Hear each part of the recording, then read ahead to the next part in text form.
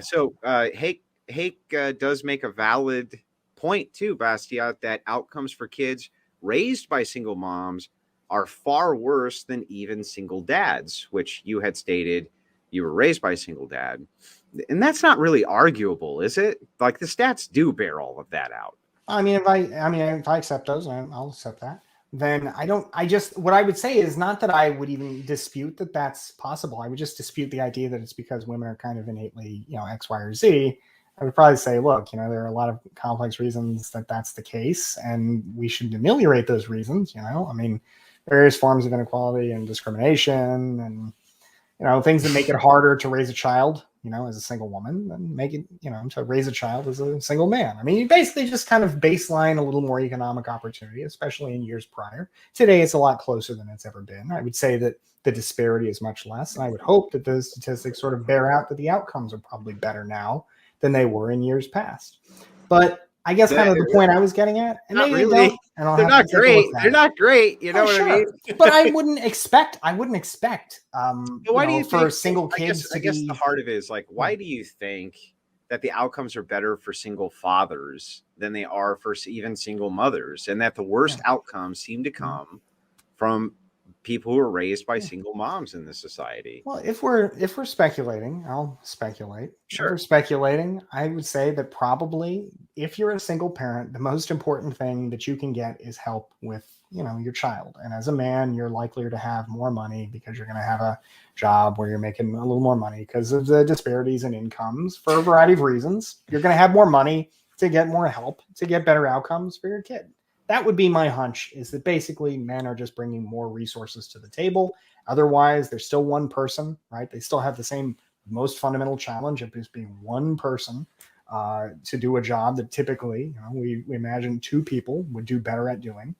So I would say money probably is a difference. Men demonstrably have more money, and that makes it easier, to give a good outcome. Are you an atheist? Yes. Okay. That's why you think that it's just a matter of money. Do you think money has no bearing on outcomes for kids? I didn't say no bearing, but you chalk it up to primarily. You what would have more bearing though? The spirit of the man is calmer and more authoritative over a child. Everybody knows this. A child goes better especially after 3 years old, with a father rather than with a mother. You said this crime stuff has consistently gone down. It spiked like crazy after it spiked like crazy with the single mother explosion. And this degeneracy explosion, the sexual revolution, that I don't know if you. If we're talking about causes of crime, if we're going to talk about what we think the causes of crime are, I think there's a lot more support for the notion that leaded gasoline was, caused amounts of air pollution and types of air pollution that have been proven time and again to drive violence. And as we have unleaded the gasoline, the rate of violent crime has gone down. There's also, of course, the abortion crime hypothesis. Right. You're willing to say the idea that this is just like, I could look to something, I could demonstrate something, I could give you a theory that we could test. What you're saying is, on the other hand, look, men just have a different spirit. They're calmer. They're more reasonable. Yes. Look, every man I can think of who is calm and reasonable, I can think of a woman who's calm and reasonable. And every woman I can think of who is not calm and reasonable, I can certainly think of a man who is not calm and reasonable. The reality either has a trait, has a monopoly, or even a predominance in these traits. I just don't see it. Reality is you're bending over backwards to explain away that women are creating the criminals, and then you're going to silly things like this. I'm not. And you're just saying it's money. It's money. Anyway, look, if we agree that let me ask you. Maybe we don't agree on this. I'm saying that the single biggest issue with having a two-parent household versus a one-parent household is that one parent just has to do the job of two, and that's just a lot harder whether you're a man or a woman, right? If that's the case, then money makes it a lot easier to fill in that gap, doesn't it? No, the child wants both parents, and especially the father, especially as he or she ages, grows up. The child wants to connect with the father as he grows up, or as she grows up. But what about the even bad men's love their mamas, right? Like, you got to have the mom. Hey, it's best to have both. But if you can't have both, bond between a young man and the mom is so important. That doesn't JLP constantly bash people and say, look, it's because you got a bad relationship with your mama, right? In some ways, they're too close to their mama. They think that they love their mama, but they really don't. It's a false emotional love. It's really hate for their mother. Yeah, got it. Yeah. Got it. Well, to quote Fleetwood Mac, though, hey, right? Because you did bring up Fleetwood Mac. To Bastiat's point, I mean, shouldn't you just kind of go your own way and call it another day? No, I think they should work it out. God hates divorce, right? And this has been very destructive on society. This sex out of wedlock stuff, the divorce, and the LGBTIQ stuff. All of that stuff has been very harmful to the children. Well, I guess I would only say that it seems like if we're talking about harms to children, for example, the idea that we should have a rule, in one form or another that says, look, no divorce, that's just bad for children. I mean, what about all those bad relationships that existed prior to people being unable to get divorced, where people were abusive and embittered toward one another, hoping or waiting for one of the parties to leave or disappear or die or something, so they could get a second morally justifiable bite at the apple of your life partner. I mean, this idea that just two people sticking together forever is always better, or somebody, maybe a woman or a man enduring the abuse of a partner rather than splitting up to, avoid a home in which there's routine domestic violence. I can think of all kinds of scenarios where actually maybe one person could be better than two people, depending on who those two people are. It's not optimal, though, right? In rare cases. I agree with that, but I agree with that for reasons that I think are, baseline simple. Just that a child, especially in 2022 America, it's a big task raising a child, and two people are going to have a much better time of it than one, especially again if we imagine a relationship as being made up of two people who each bring something different to the table that the other appreciates, right? I mean, if that's the case, obviously I agree, two people better than one, but that doesn't mean that two people are always better than one. Just in theory, baseline, no other facts, two people better than one. Domestic violence is a anti-man propaganda. I think that it's probably gotten worse as society has coarsened and become more immoral. I mean, you look at the lesbians. Wait, look at the lesbians. No, stop. Yeah. Did you just say that domestic violence is anti-man propaganda? Indeed, I did. Because look at it takes two to tango, right? They never say, oh, what did the woman do to bring this about? Or what did the woman do? Was she the one hitting the man? Violence also makes reference to females who beat up on males. Yeah, now we know for sure that there's a lot of instigation, right, of females beating up on males, and they get hauled away for domestic violence often now.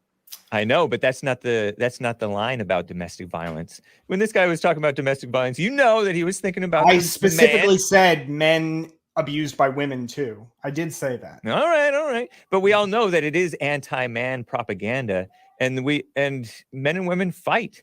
And I think that it's gotten worse and coarsened over as we've. I mean, look at the lesbians attack one another like crazy. The transgenders. It has not gotten better. It's gotten worse. I don't know about the attacking each other like. Well, it is true. Just so you know, Bastiat, there is more domestic violence amongst lesbian couples. The studies do bear that out. I've always thought that maybe it's just because women can't really live. I have lots of daughters, right? And seeing long-term living situations with women, right? They don't seem to get along very well, not nearly as well as men do in those situations. Now, it's anecdotal, right? But this is what I've seen, is that it seems to be more of a struggle for women to get on in the same household than it does men. So whether, take that with a grain of salt, it's just an observation. Bastiat, you said the child mortality rate is high in the United States compared to the first world nations. That's true, but can you admit it's also still very, very low? Even though, so it's high in comparison, but it's all really low. Sure, but I mean, again, I'm not raising this to say that our society is not, well off, relatively speaking. And of course, that is something that differs, based on income and all those kinds of things too. But my point is to say, look, I mean, there may be a lot of rounds in the chamber, but you're still asking somebody to play a kind of Russian roulette with their body. And that's, maybe they choose to do that. But if we're talking about the relative rights at issue, we should acknowledge that that they're not passing the gun back and forth. Only one person is spinning around in the chamber. I think that's partly because we have like pockets of the country that are more third world or second world, which other countries just don't have this amount of so-called diversity. We're a huge country. Actually, what's interesting is that the United States, even though it is a diverse country, is still far and away, even among some of its least well-off demographic groups, is still far and away at the level of or better off than comparable European countries. And yet these European countries, even though they've got less money to spread around everybody, they nevertheless get better health outcomes because they've chosen to use welfare in a form that I think is proactive and makes sense, which is to have a kind of universal healthcare system that says, hey, look, healthcare is a unique kind of good and everybody wants it. Let's provide it more affordably and control costs in a fashion that will make it easier for us to provide better service. Here in the United States, we don't do that. We get worse outcomes, even though we pay more money and are indeed pumping more money. Well, interestingly, I just recently read an article on this, right? Take it for what it's worth, right? I recently read an article, but it kind of made sense. And when it was talking about the infant mortality rate in the United States, one of the things it alluded to that I don't think most people think about is that we've kind of moved away from midwives a bit. Yeah. And a lot of other countries still really put a fairly heavy investment in midwives. And that really helps with especially the late term of the pregnancy, rather than just having the water broke, I'm going into the hospital thing. The midwife experience seems to be very helpful. So I thought that was kind of an interesting thing that I haven't heard many people bring up.